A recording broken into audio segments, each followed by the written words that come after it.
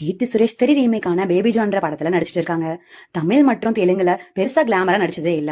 ஆனா baby John படத்துல ஒரு பாடல்ல பயங்கர கவர்ச்சியா ஆட்டம் போட்டிருக்காங்க கீர்த்தி சுரேஷ். அதை பார்த்த ரசிகர்கள் ஷாக் ஆனது மட்டும் இல்லாம ஹிந்திக்கு போன அப்புறம் தாராளம் காட்ட ஆரம்பிச்சிட்டாங்கன்னு பேசிக்கிறாங்க. இந்த கிளாமர்னால ஹிந்தியில கீர்த்திக்கு அடுத்தடுத்த வாய்ப்பு வரும்னு எதிர்பார்க்கறாங்க. இதுக்கிடையில கீர்த்தி சுரேஷோட கல்யாணத்தை பத்தி நிறைய பேச்சுக்கள் சில மாதங்களாவே வந்துட்டு தான் இருக்கு. அத பத்தி கீர்த்தி சுரேஷ் ஃபேமிலி மௌனமா இருந்த நிலையில ரொம்ப வருஷமா ஒருத்தரை காதலிக்கிறதா தகவல் பரவ ஆரம்பிச்சிச்சு. அதுக்கப்புறம் அவரோட காதலர் ஆண்டனி டட்டில சமூக வலைதளங்கள் மூலமா அறிமுகப்படுத்தினாங்க.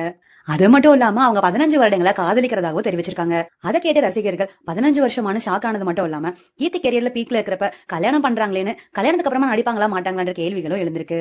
கீர்த்தி சுரேஷ் சில நாட்களுக்கு முன்னாடி அவருக்கும் ஆண்டனி டட்டிலுக்கும் டிசம்பர் 12ஆம் தேதி திருமணம்னு சொல்லியிருந்தாங்க.